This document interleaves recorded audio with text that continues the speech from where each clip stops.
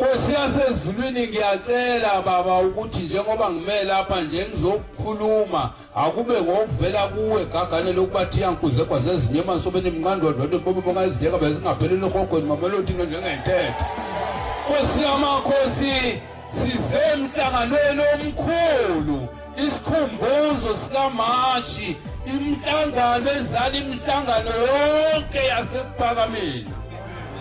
Sengathi maNazaretha ayingcwele njengoba sibe lapha ithi inkosi yasezulwini emile phambi kwethu esihlaleni sasezulwini asikhulume ngendaba yokuzalwa kobuNazaretha. Sigunyaziwe inkosi yamakhosi ilanga lamalanga emzini wasekuphakameni wathi abantu abebehamba nobaba sebethanda ukuncipha. Ngiyanikhulula manje ukuthi okuzwile ukuthiwa kwakho uyobaba mkhulu ukukhulume njengoba ukuzwile, ungakwehlisi ungakwengezi ukukhulume njengoba kunjalo. uJehova uyakuthanda lokho. Ngikule ndawo bantwana benkosi yasezulwini lapha uBombela mayefika lapha emhlabeni sizwa ukuthiwa wathi mayethi nje qila emhlabeni wathi maNazaretha ngithunyiwe uJehova uthi angize endlini kadingana nosenza ngakhona echithekile ngizoyibuthi echithekeni kwayo. Kuthiwa ngize kwaba nqulu sobala njengoba senifaka amabhuluko namaloko nje senimhlubukile uJehova. Subona bezizwe bantu abami nikhonza uJehova sihambe siye ezulwini. Ngithola ukuthi mangibuka ngamehlo ami noma ngilalela ngezindlebe akukho lokho akwenzekanga.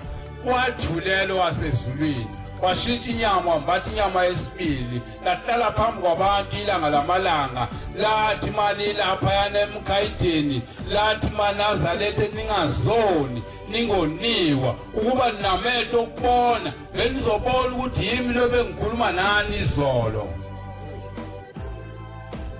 Senikude kakhulu nendlela enibekwe kuyona ubaba. Buyani nihambe endleleni sihambe siye ezulwini.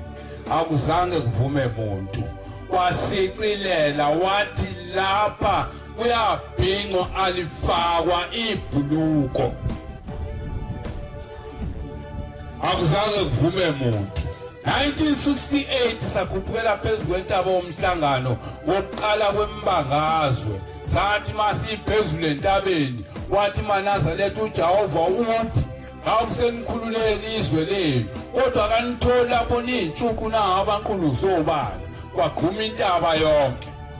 Sese entabeni safika emzini wasekuphakameni kwadlula izinsuku ezimbili kwathi ngosuku lwesithathu kwamenyezwe ekuseni kwathiwa yonke inhlanhla ayiphelele endaweni yayo saphelela. Kwafika amadoda amathathu amaphezu kwethu lapha ngasendlini yabelungu athi waqala umfundisi uKhumalo wamfundisa uKhumalo nomfundisi uNene nomphathi uMkhize. Waqala umfundisi uKhumalo wathi maNazaretha njengoba nisibona lapha nje lelizwe nilizwe entabeni seliphumela qonda manje ngqoka inhlanhluthi uthi ubaba sinitshele ukuthi umNazaretha angangeni ngalamasango sekuphakameni nebhuluko ongakuthandi lokho akahamba eMelika ubopha kontayi. Balandela laba bobabili bathi njengoba esekhulumile nje lamazwi ukuthiwa siwakhulume sonke kanye kanye sobathathu.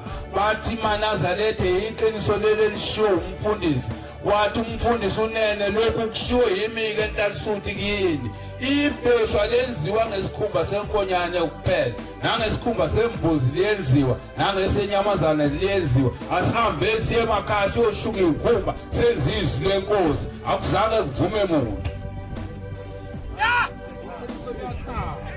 Wathi ngasemva kwalokho wama omdala wensuku esihlalweni sasezulwini wathi maNazaretha ngiyanincenga ngesabatha nje lodwa hlani phansi lamabhuluko eniwathandayo nibhince ngoba manje seniseMasabatheni emagumbini omane omhlaba nishaya ifoto ezulwini bese niyamdumaza ubaba niphume nikebona abanqulu sobalathunywa kibo bambuza abasezulwini bathi Shembe ibona abantu abakho la uthi ubaba uyazikhulumela athi ibona abantu abami ngafika sebedukiswe kakhulu abezizwe athi phelelani ke eNazaretha ngebheshu ngoba mhlala bhinqwa yithina abaShembe leli ibheshu wena ongalibhinqi ngephinda ulibhidi eNazaretha amahle enkosini sibaningi ngiyadabuka le ndaba yami inde ngingayixhuma ifike kude uthe mayisuka lapho waphuma elangeni wangene enyangeni yezulu yahlala phambi kwethu inyanga yezulu yathi inyanga yezulu akhona owodwa umthetho engizonitshela wona nina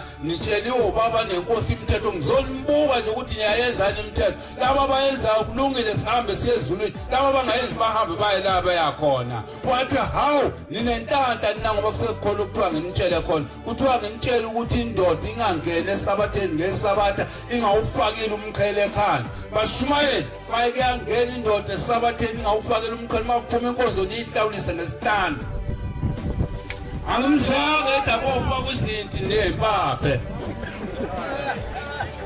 kwathi ninenhlanhla enkulu nina kuthiwa nginitshela ukuthi uma uya phezu kwentaba yenhlangano ufake ibhuluko neloko udlala ngesikhathi sakho nje igama lakho lolothe enzansi lapha emaseleni futhi wena ndoda umnqolo ogumbetsheni maqhoba iy'ntwala zikanina ngathi ngisalalele lokho wajika wame ekuphakameni ephaledesi wakhomba phansi la ngomunwe wakwathi la kusebuhleni bamaNazaretha kuthiwa nginitshela ukuthi ibhuluko alingeni khona ningixolele mina bakithi ngoba niyazi mina ukuthi ngakhulela esikoleni angizange ngibhinqe ibheshu kodwa ngoba kuthiwa sibhinqelele ibandla lenu mina ngolibhinqela sakubaba umoya ngeke ube nandawo wathi wazibheka phezulu ayiphelanga iminyaka emibili walithatha walibhinqa sizothatha amazwi kaBhombela-ke emagumbini omane omhlaba la sivela khona kwangathi ngakhona esingahamba nakho kuthokozisa idalwa zethu ezilelo thulu lomhlaba